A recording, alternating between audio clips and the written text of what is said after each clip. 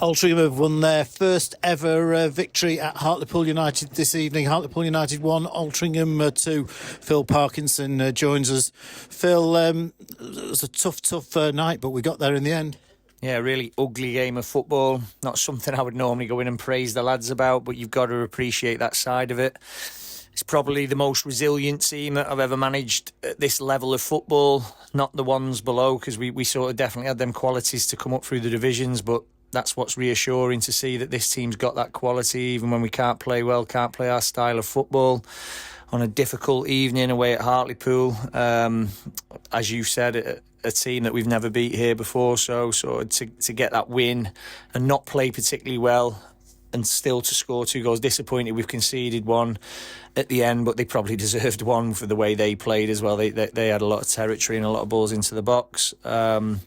So I am delighted with the result, the performance. Obviously, I'd love us to play far better. I felt we played far better here last year and got nothing, didn't we? So that's the way it goes in football. It's such a strange game at times, but we've got such a good squad. Look what we didn't have even travelling with us tonight. No Alex Newby, who's been absolutely on fire. By the way, that's just a precaution, not to panic anyone, just looking after Alex. Same with Lewis Baines. No Lewis Baines ever present, our captain. So for people to come in out of the cold, James Jones, I've been harping on in training about working and being ready, and look at the performance James has put in there. I'm sort of answering all your questions before you fire them at me, aren't we? And then Carell coming off the bench, brilliant attitudes come off the bench. Regan Griffiths, all of the lads who came on. Jake Cooper's been struggling a little bit with a knock, and he got through it for us, through the pain barrier, and it just shows the commitment of the team. I couldn't be more proud of them. So having gone into the game without our skipper Lewis Baines, Charlie Olsen's gone down with an injury, and that's meant that we've had to rearrange the back four. Only James Jones was in the position that he'd started the game in. He was, and I must say that's the best game Lewis Banks has had for this football club. I thought he was absolutely immense today, outstanding defensively. Against all different types of strikers. So at one point, Dizarui, where he was having physical contests, coming out on top. The young forward, Florin, real pace, dealt with him perfectly. Then Nadine comes on, deals with him. And him and James were outstanding, and they needed to be tonight. And in the second half, the same thing happened. We had to rearrange the back fours quite near the end of the game. But once again, James Jones, the only person playing in the position he was. Yeah, but that's what we do. We've trained them well. We've got versatile players at the back, and a big reason we are in the position we are this season is our defensive resilience throughout the team. Not just the back lads from the front to the back, but the back four in particular. The last 3 games have been absolutely outstanding. We found it difficult to create chances, and Hartlepool are good defensively, but they've certainly switched off on that opening goal. But full credit, I think it was the free kick from Elliot Osborne, and Regan Linney's done superbly well. Well, when you talk about us playing players out of position, you look at Hartlepool. They had Waterfall, who was the only named centre-back in the back 3. Obviously, Ferguson's a wing-back, Hunter's a centre midfielder. So they were the 2 wing-backs were very pacey and attacking. So I think a bit like York City, they went all-out attack pretty much, which hasn't probably been their way this season so much. Maybe it has over the last couple of weeks, but that's one of the most attacking Hartlepool sides that I've seen that they've been able to put out. So I thought we weathered that really well, and I felt we got the balance to our team perfect tonight, because they had good physicality. They got bigger as they made the subs as well, so we went as big as we could with Justin, Joe in particular playing. The back lads we chose, they all were chose for a purpose, to sort of counter their crosses into the box. That's where a lot of their goals come from, set pieces, obviously hitting Dizarui, and I felt the balance of the team was perfect for this game tonight. Before Carell Redding's done that magnificent piece of creative work to set up Lucas Weaver, the same combination play had nearly made it 2-0 just a couple of minutes before, but Carell's cross had just sailed over Lucas's head. Yeah, well, we as you've alluded to there, we've not created loads, have we? And one thing we've definitely been better at this season is our efficiency, our team goals as well, not relying on sort of one player to have that magic moment. Look at Regan's goal, as good as it was, he was relying on the service to get him in behind, and he timed his run brilliantly and went round the keeper perfectly. He showed his quality. But as you said, Carell and Lucas, exactly what you want from lads coming off the bench, to have that right attitude, show the pace, the power, the skill that they both got. And they were cutthroat tonight, and that was the difference for us. It was quite brilliant what Carell did to set up Lucas Weaver. Magnificent piece of play.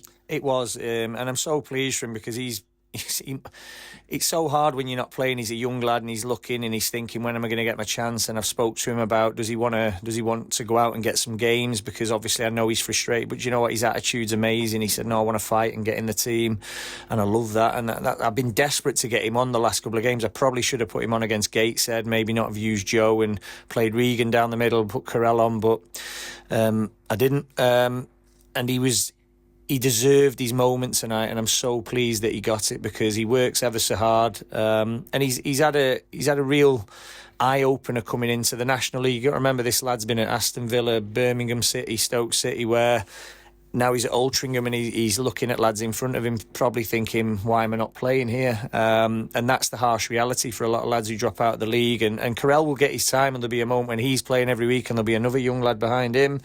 But sometimes you just have to wait your moment. But what you've got to do is work hard, stay positive, be professional. I'm always on about the boys, about being professional, training hard, being ready, doing the extras. And he's got his just rewards for that there. Yeah, it's interesting if you contrast Lucas Weaver and Carell Redding. As you mentioned, Carell's come through academy systems, and Lucas Weaver is reaping the benefits of playing in the North West Counties League, which we know it's a big step up for him. But if you can get 40 goals in any league, you can do it. Absolutely, and listen, there's a gnat hair between them in terms of playing. It's just Lucas has played, he's took his moments. Carell's had, I think people forget how much game time Carell's had at the start of the season. He's had a lot, but what we've got here is some really good players who are probably in the prime as well, so we've waited a long time for it. I've always said this club and the way we recruit and the way we manage and develop players, it's about feeding the root and not just picking the fruit. So we've been developing this team for this is the third season in the making, isn't it? Definitely the second after the rebuild, where we got raided in the first season of full-time. Our third season of full-time, and the lads are really developing. It's showing what continuity does as well, keeping the same group together. I'm always on at the football club about that, rewarding success. And it gets harder and harder because these lads are now becoming really established National League players, if not Football League players, some of them. So they'll be sought after commodities, and we've got to do everything we can to keep our best players at this football club. 169 Altrincham fans here this evening. Fantastic again, as they were at the International Stadium on Saturday. And what they've achieved at Eastleigh, Gateshead, Oldham, and tonight is I think better than anything we've experienced in your time here. I hope not my time, but definitely in this level of football, we've had 2 promotions since I've been here, so we've done really well, and then we've obviously survived. We've probably a bottom 3 budget on 2 seasons, so we've developed year on year. But you're certainly right to point out that we're in the best place that we've been in this division, because I feel we've built the strongest squad we've had. We might not have had that individual like Chris Clark we had last season, or Ryan Colclough the season before, but I've said it since day one, the first interview that we did after Christmas is where we'll look to be even stronger.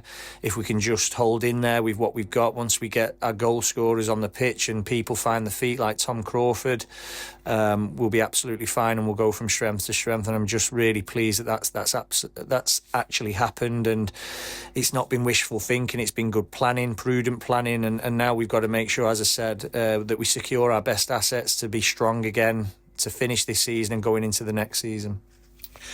There was a really nice moment at the final whistle after the second goal, and after the final whistle, Regan Linney went over to Lucas Weaver. They're clearly good mates. They travel in together, and he seemed even more delighted with Lucas scoring than his own goal. Well, they're Preston massive, aren't they? They come in together, so there's a not a little car school, there's a big car school now. So Regan and obviously Lucas, young Kean, Casper, Ollie Crankshaw. There's a number of them who come in from the northern quarters, let's just put it that way. And it's great that they look after each other and they want each other to do well, because you don't often get that with forwards as well. They're quite selfish creatures, but we promote the benefits of being unselfish and pushing each other, and you can see that team spirit. And obviously winning gives you that as well, and we're winning at the moment, so everyone's of a real high. But I just feel like even when things haven't been as smooth, the lads have been really in it together, and that's why you get to this point now where you give yourself a fantastic chance to keep accumulating them points. So I've just done the last 10 game block, and we're 3 points away from where we were at this point last season. But with this win, we're now on par with where we were, because we went, I think it was the worst block that we had this next 10 games, 30 to 40. I think we lost 7 out of 10, won 3. So this is the first win. So that now we're actually on par with where we were points wise at this point last season. I think it was this Tuesday last year when we lost 3-2 here at Hartlepool, and that was the second of 5 consecutive defeats. And with our fixture list, the same thing could have happened again. It shows the massive progress we're making. It does, and as I said to you, when we, as disappointed as I was not to win at Oldham, with being 2 up, the fact that we're going Oldham and we're confident that we can go get a win, and we're not overconfident. We don't think we're something we're not. We know we've got to work exceptionally hard. We know what we are. We've got to punch above our weight, because people forget that it is our 3rd season of full-time football. Our 1st season, we had our squad was decimated through people taking our best players in January. We reinvested that money to build the squad going into the 2nd season where we made the playoffs.